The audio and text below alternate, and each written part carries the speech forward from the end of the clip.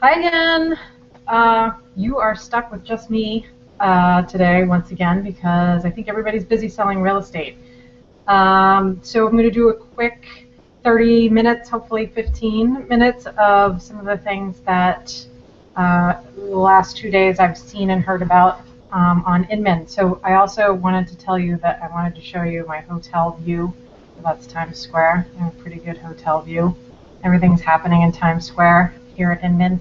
So you should all come with me next year because it's lonely.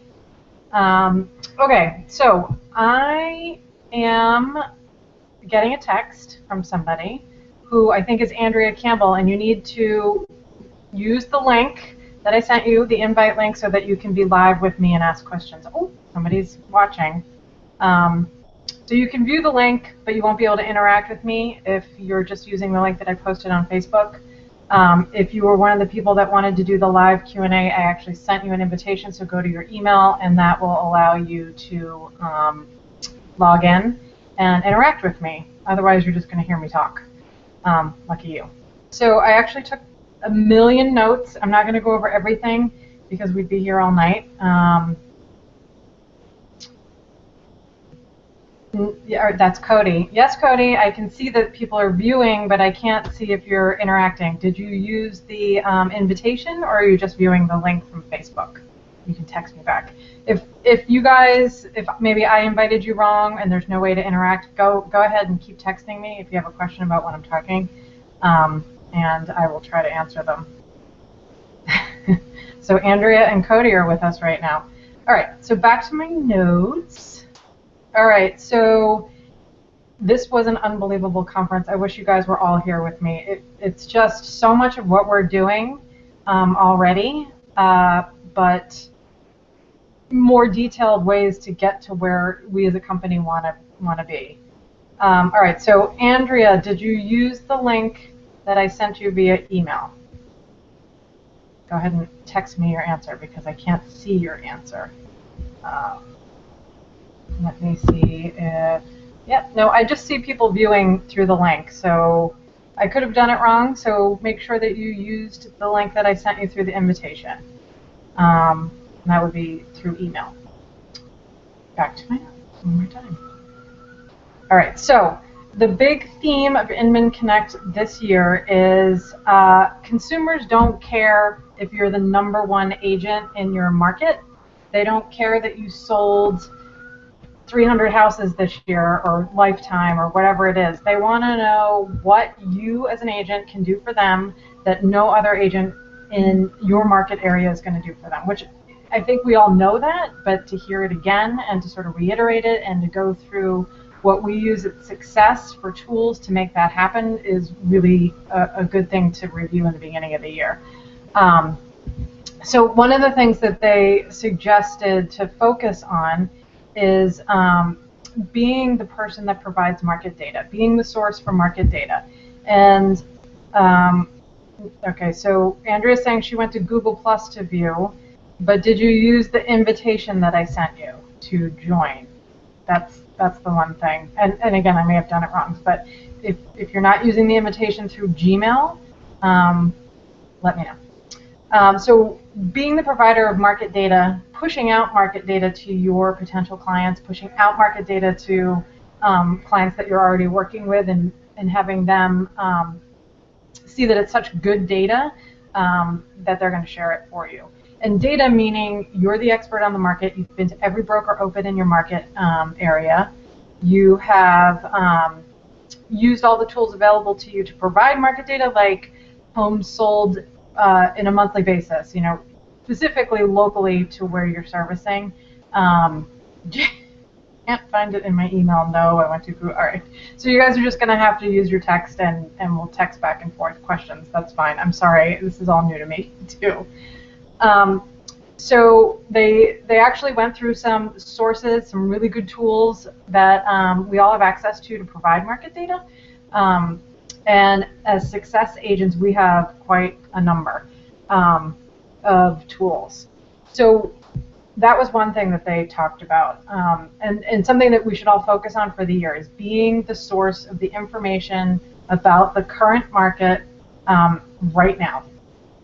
so that you are knowing what the market is, meaning you've been in every house, you know what the listings look like, you know what's available at any given time, you know whether they're overpriced or underpriced, you know what's going under agreement. You're just, I mean, it's all stuff that you guys know, but it's stuff that I think it's good to hear again, and it's stuff that your clients want to know. And one of the main sort of ways to deliver that is consumers don't want to go looking for that information. So posting a link to say, here, click here and look up how much your home is worth, where they have to actually fill out a form and use a map and search, no good anymore. Everybody's lazy, everybody is busy, everybody wants the information given to them directly. So if you're providing detailed, quick reports for them to just look at briefly, that's the way to go. That's also something that if you format it right, you can post on your blogs. So Cody, Andrea, you have blogs, so you can do a monthly market update specifically for your area. And it's quick bursts of information. There's no searching. There's no consumers, having to do the work. So once you do it there, then you can reformat it and post it on social networks. You can push it out via text. You can push it out in a number of different ways. So that sort of brings me to the next thing that they were talking about is it is super duper important, you two that are watching me right now, to go through your database, scrub your database, and make sure that you have a mobile number for every single client, potential client, connection, whatever you have. The whole push, we've been hearing it for 5 years now, is mobile marketing. It's not a push anymore. It's here. It is how 90% of us are communicating with each other, and they went through really specific ways of how to push out mobile marketing. And my favorite stat of the day, and I am absolutely part of that statistic, and I'm sure both or anybody that's watching is, the average person looks at their phone 160 times a day. So whether you're checking email, whether you're looking to see Facebook post updates, whether you're looking at texts that are coming in, whether you're checking the weather, whatever it is, the average user is looking at their phone 160 times a day. That's crazy. And the other thing that they talked about was sort of this Pavlov's dog theory, that when you hear something, you pick up your phone and you're constantly looking at it. You hear a ding, you're looking at it, then your mind starts to wander, like, oh, well, I just got a text from Andrea.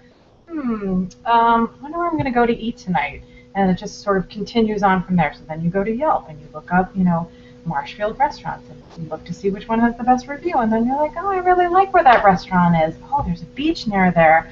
I wonder if there's a rental property there. I wonder if there's a home for sale there. Like, the thread of what happens with you and your mobile device during the day is crazy, and it's something that we all need to start thinking about. People aren't pulling out their laptops anymore and looking to communicate, opening up their laptop and using forms to search for information and emailing you from their Mac.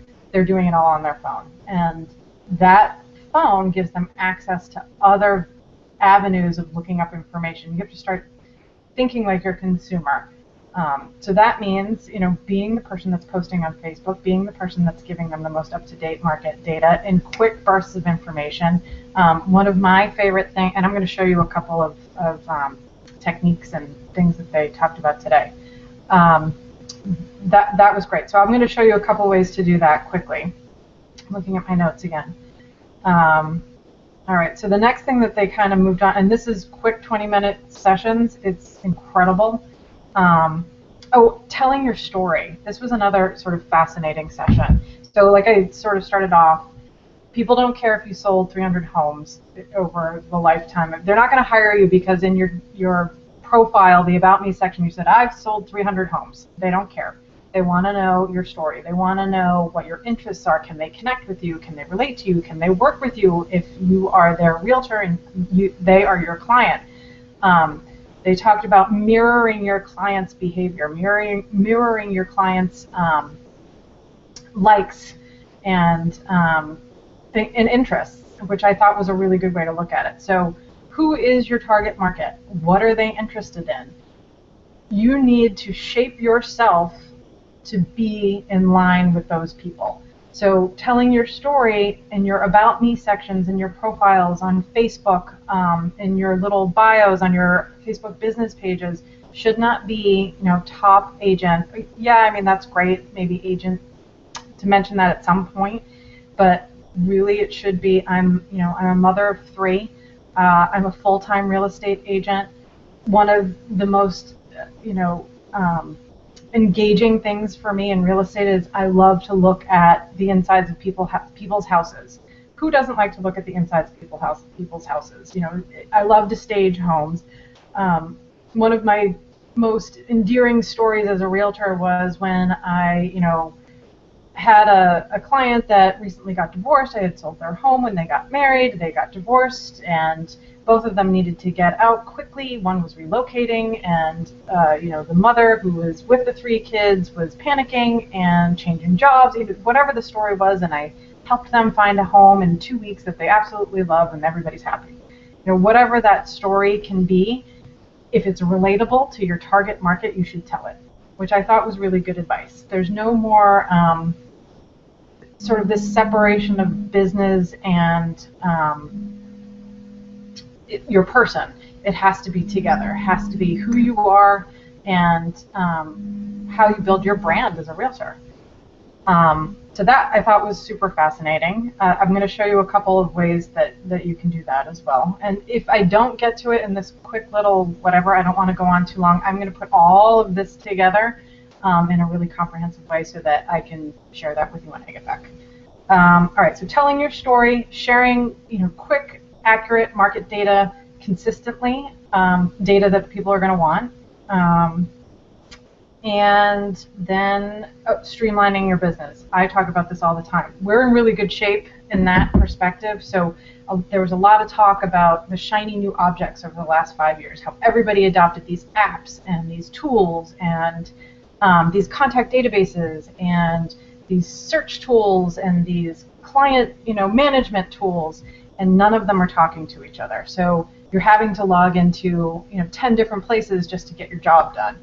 So I think Success has done a really good job of sort of trying to streamline that, which is one of the reasons why I push Google so much. It's an affordable free tool that we can all use. It's one-stop shopping.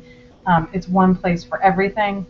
And it integrates easily with a lot of other tools. If you're a top producer user, it integrates with Google. If you are a MailChimp user, it integrates with Google. If you are doing email marketing, it's super easy to organize your contacts. And that's the same system that you're using with Gmail and Google Contacts and Google Keep, which I know Andrea and Cody, who are watching now, love, and I am taking all my notes in Google Keep. It's seamless. So I think we're in really good shape in that aspect, and one of the things that they talked about is if you were the adopter of the 20 new shiny objects, right now is a really good time to look at every single one and see if they are actually making you less productive. The ones that are making you less productive, can you consolidate those into another tool that is more streamlined and makes you more productive? So there are a lot of tools out there. I'm not super well versed on a lot of the real estate sort of not one-stop shopping, but the one-offs, the ones that do just one thing. I think Google's a great place to start, and using Google in tandem with your MLS contacts is a really good combination to share data, share listings, stay organized, and communicate with your clients. That's my opinion. That's one of the things that they did talk about. Everybody uses Google, and a lot of the new applications that are being developed with Google Apps in mind, meaning they will integrate with Google Apps or your Google Contacts or your Gmail down the line. It's certainly not the only thing out there, but it's something that I think works really well for a company like ours. Oh, text, hold on. Let me see if there's any questions. I know I'm probably going fast. Hold, please. Okay, that wasn't a question.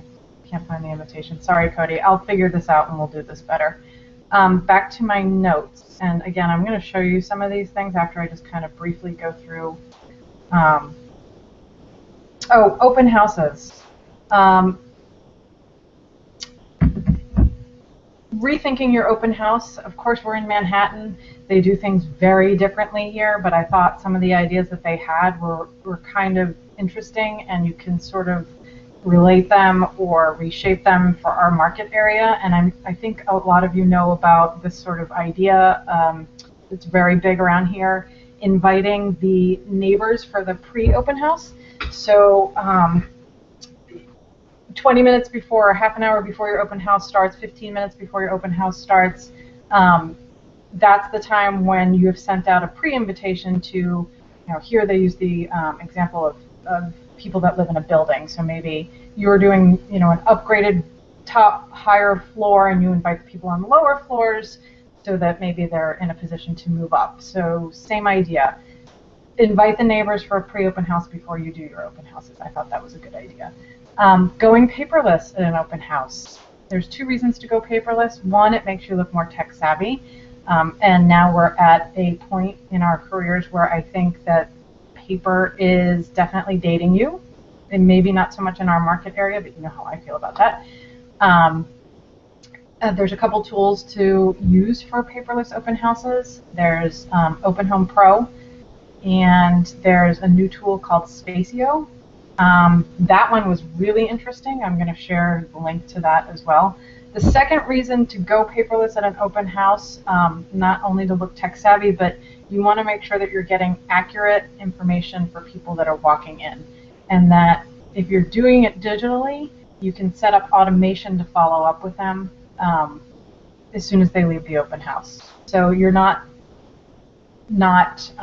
forgetting about them once they leave the open house. A lot of times you'll have a paper with 25 people that signed in. You may be able to read their information, you may not be able to. Once they leave, especially if you're busy, they're never going to hear from you again. So those two tools, Open Home Pro and Spacio, were the ones that they were kind of talking about at the conference, but I think it's something that people should really start thinking about, especially in our market area, because we want to be the leaders in innovation for sure. I'll show you Spacio in a little bit. Listing presentations. Huge push for making sure your listing presentations aren't just that pretty printed piece of paper or booklet of information that you're leaving with potential clients. They want you to send pre-listing information. That story that I was talking about. Send them your story before you meet them.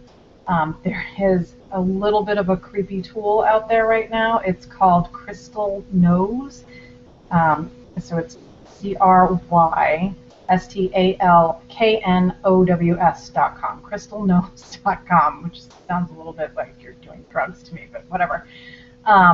It allows you, and we talked about this in one of our trainings, it allows you to put somebody's name and or email into the system, and it will spit out everything that they're connected to. So, for instance, I did it with my husband, and it showed me that he's on LinkedIn. It showed me that he's on Facebook. It showed me that he had an Instagram account. It showed me that I think that there were other potential connections that we might have. It doesn't give out personal information, but it does show you generics about that person and about that connection with you. So that's a slightly creepy but could be useful tool for pre-listing. crystalknows.com, or do the work yourself. Look for them on Facebook, look for them on Instagram, look for them on Twitter. Connect with them, find out what they're posting. Make that connection. Mirror your potential clients. If you are more relatable to your clients, they're going to want to work with you, which makes sense. It's like picking friends, right? When you have something in common with people, you're probably going to get along with them. So that was something else that they talked a lot about, how to relate to your clients, how to make you more of a relatable realtor. So sort of putting down those barriers a little bit between personal and business. That was another theme. So making sure that pre-listing, you're sending pre-listing information, doing a little bit of research about the people to try to connect with them, and then making sure that listing presentation isn't just the booklet. So it needs to be sent, or a version of it, maybe a streamlined version of it, needs to be sent ahead of time. So I know if you're a Cloud CMA user, there is a, once you do a CMA in Cloud CMA, it spits out a link of a overview of that CMA that you can send to your clients ahead of time. It doesn't go through the whole thing. It gives a summary of each section so that they can see what you're going to go over with them when you meet them. That's another reason why I love Cloud CMA. It's easy. It makes you look really professional, look really savvy, and you can send pre-listing information to them. So that's important. And it's also digitally formatted for any device, mobilely formatted for any device. The Cloud CMA piece that I'm talking about. There's a million other tools that do that. Whatever you're using, make sure it's not just that paper booklet.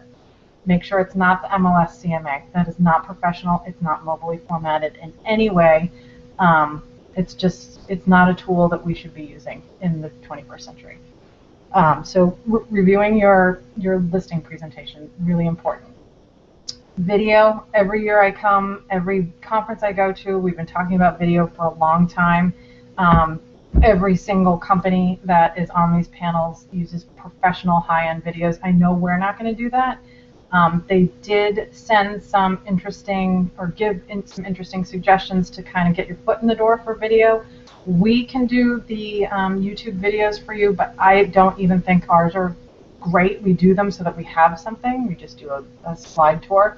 Some of the tools that you can use that are super easy, I tried them last night, are Animoto. Animoto has been around for a long time, but now they have an app that allows you to take video clips and combine it with photos right on your phone, and you can produce a video in a template with music, with voiceover, with text, and a template that's just spits it out, and then you can broadcast it wherever you want to broadcast it. So Animoto is a great one to check out. Videolicious, that's one that a lot of people who didn't use high-end professionals used Videolicious. That's iPhone only, so but that seemed to be the preferred one. I wasn't able to check that one out. I did look at the website. Videolicious and Animoto.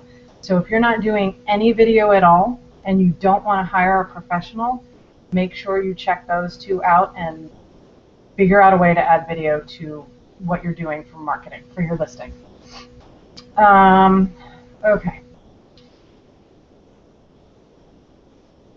Facebook ads.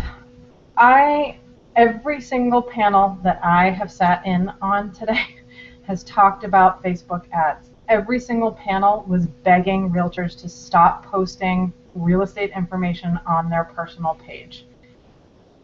Our market area is lagging behind, obviously, Manhattan, but I do believe that this is going to catch up with us, and I do believe that when that shift happened where you had to pay for posts on Facebook and there wasn't the Facebook ad manager tools behind it, that was a strike against us.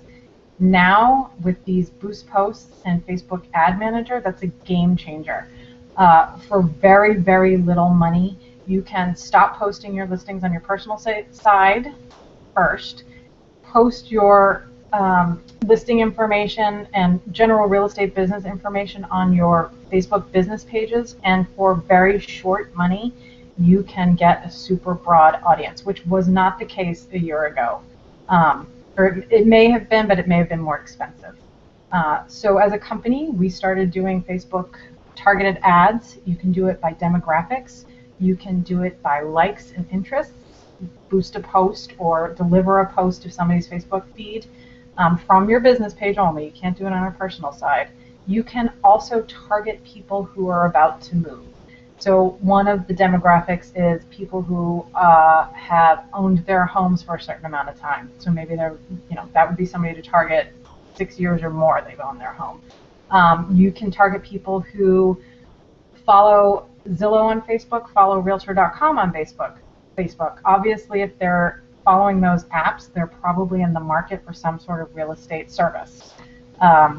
And you can do ads as little as $2 a week, $2 a day. Whatever your budget is, you can use Facebook Ad Manager to produce amazing results.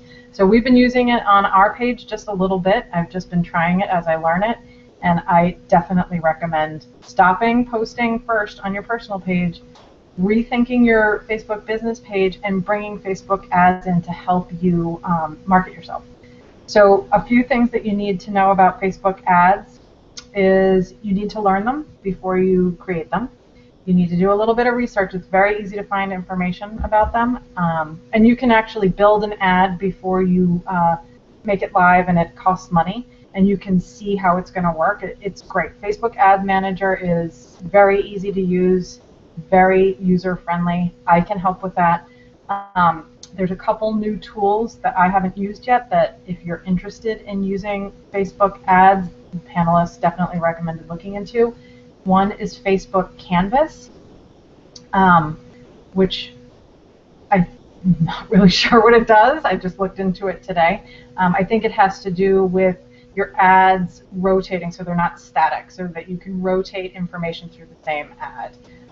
Facebook Carousel is part, I believe, of Facebook Canvas. So that carousel feature allows you to have one ad and rotate multiple pieces of information through that ad. And then Facebook Pixel. This one I haven't wrapped my brain around. I've seen it in action. I just don't know how to describe it to you in a way that you're going to understand until I understand it. But you can look it up. It's called Facebook Pixel. It allows you to track ads. So I don't know if you've ever clicked on an ad either in your browser or on Facebook, and you can see it redirects you. And actually in that link, it'll bring you to the target wherever that ad is bringing you to, but it'll say where it came from. So a lot of times you'll get that in an email, and it'll say ad campaign going to gap.com, so that that person can track where the leads are coming from. So that's what Facebook Pixel allows you to do. It allows you to track your conversion, which is super smart, and I believe it's free, but I have to look into that before I describe it more to you. But even just to get started with a simple boost, I definitely recommend looking at Facebook ads in the Ad Manager and Facebook Business Pages. Super easy to use. Whew. Okay, there was a lot of technology talk, a lot of talk about the future, which seems to be coming quicker. They said as agents, you should be paying attention to technology that allows you to track information about your listings. One of the big technologies that they were talking about was sensors. Putting sensors in homes, which is a little bit about that Spacio, that paperless open house tool that I'm going to show you.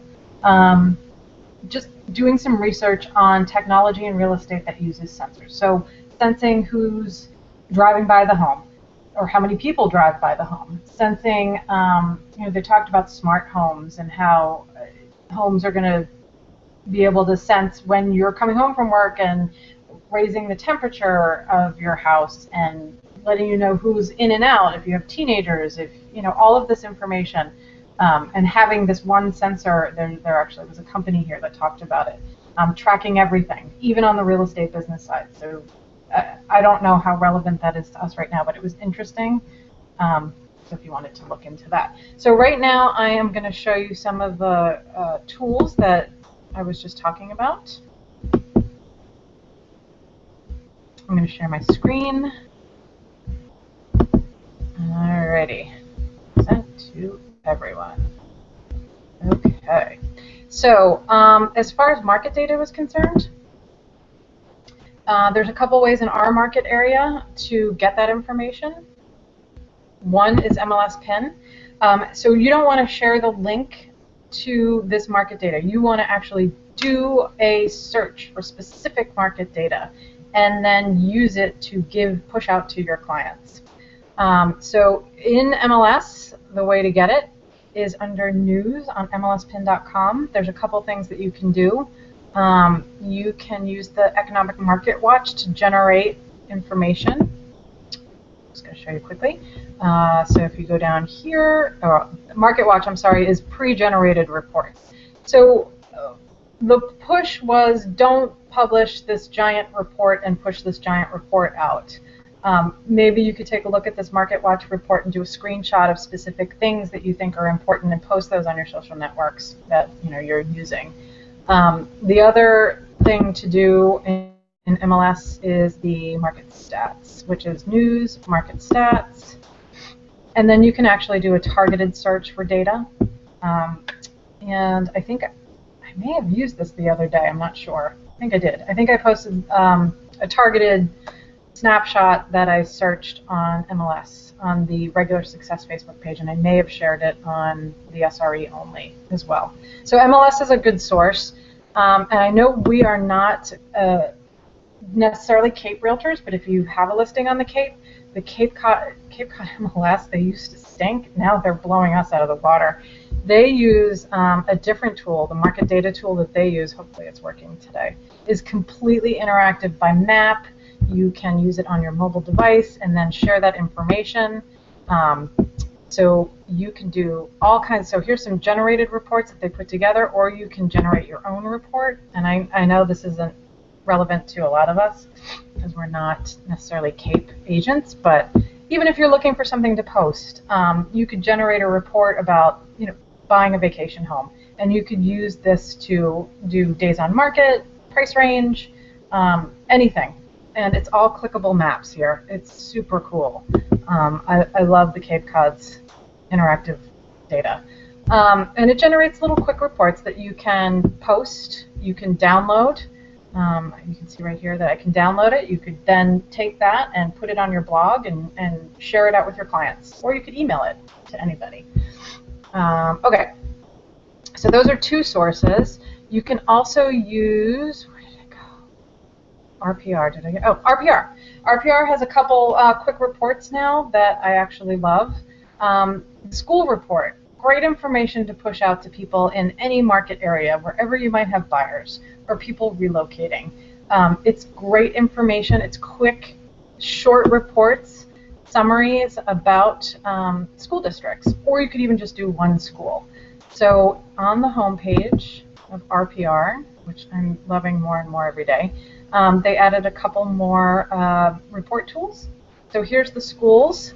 So all you need to do is click Geography to School District, start typing in the school district, Marshfield, Massachusetts, hit search, and it spits out your options. Oh, there was a couple there. And then it gives you the ability to summarize the report. You can filter it down right here if it's just elementary or middle or high, whatever it is, or you could filter by school name. And then you just generate a report. It's really easy. So you just go to the Reports tab after you do a search like this, and you can spit out a quick report. And again, you can upload that to your blog and then share it on social media. Or you could email it out, or you could even text it to people. So that was interesting. All right, so that was the reporting piece. Spacio. Here is that paperless open house. It's an app. Last year, these guys were the new kids on the block. They didn't actually have a fully functioning product. This year, they do. Super interesting. I definitely recommend checking them out. So it's kind of a weird address. It's space.io, paperless open houses. And it comes with a lot of follow-up tools that I think are really great. They kind of go a step beyond Open Home Pro. All right, so that's Spacio. Video, easy, really nice video that you can produce yourself. Here's Animoto. You can do it on a desktop, you can do it on a laptop, you can do it on a mobile device. I used it last night. It took me about 1.5 minutes to create a video from video clips and still photos on my phone. And it actually was really nice. And it comes with stock music, and it's free, which is cuckoo. You can certainly upgrade and get a better tool, and it's not very expensive, but Animoto I love. Videolicious. Videolicious was the other one. This one is a little bit more higher end. It's iPhone only, but it allows you to have a little bit more control over the videos that you produce. And it allows you to add yourself a little bit of live video in with your video. So if you wanted to introduce the home, maybe you're doing a quick 30-second home tour, whatever you wanted to do, it allows you to add that piece of it in as well, which I thought was really interesting. Live while you're producing the video on your phone. So easy. I loved it. So knowing your demographics when you're doing Facebook ads was another thing that they were talking about. The United States Census Bureau launched a new website, which blew my mind today. So they talked about this a little bit. You can use this website to find demographics of anything, anywhere. So get to know your market area. So you've identified your local market area. Now you want to know who lives there and what their income is, what their likes and interests are. This website will even tell you, if you live in a vacation town, what zip codes the vacationers are coming from. So this is one that I would play around with. It's census.gov. It allows you to search by geography. It has a library of infographics that you can share right out of the gate if you're looking for something to post and have nothing to post. Just little interesting tidbits by year. There's all kinds of information in here. I only looked at it for about 20 minutes, and I could probably do it all day long. It was fascinating. So census.gov was another interesting tool that they talked about today. Connecting to your target market, being the source of information. It's a common theme that happens at every conference. It's something that they talk a lot about at Inman. Being the source of information and giving good information. So one of their ideas, or one of the things that they highlighted today, was this New York blogger. It's a blog actually called New York YIMBY. So it's the founder is 25 years old. What he started doing was blogging about planned developments and building conversions in Manhattan, because everybody's always looking for the latest, greatest thing. So he just started blogging about it. It turned into a business, and now it's the #1 place that people go to find out what's happening and for living options in Manhattan. So it's something that obviously doesn't directly relate to our market area, but is there information that you can be the source of in our market area that everybody will want to come to you to find out? And a good example would be maybe Renee in Canton. She works with a lot of builders. Maybe she could be the source on a blog for the latest up-and-coming developments out in the Canton area. Or, maybe that relates to Marshfield or Braintree or Quincy. Or are there building conversions going on in Quincy with the rehab where you could be the source for that information? Find out when the building, see this blog, he actually went and found out when each plan got approved and posted from that point forward. It's fascinating. Lots of ideas out there. I wish everybody was here with me.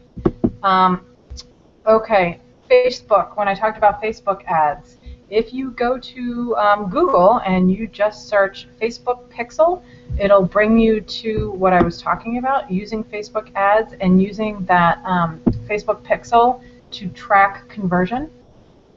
And it is a great how-to. It walks you through every single piece of it. I'm going to read this. I haven't actually had a chance to go through and create an ad using this yet. But even if you didn't want to do sort of the advanced route, if you just Google Facebook ads for business, it'll bring you to the ad manager and walk you through step by step on how to find demographics, your target market, what the best price point should be for every single day. You can schedule your ads to run during the day when you know that your target market is going to be either on their phone or on their laptop.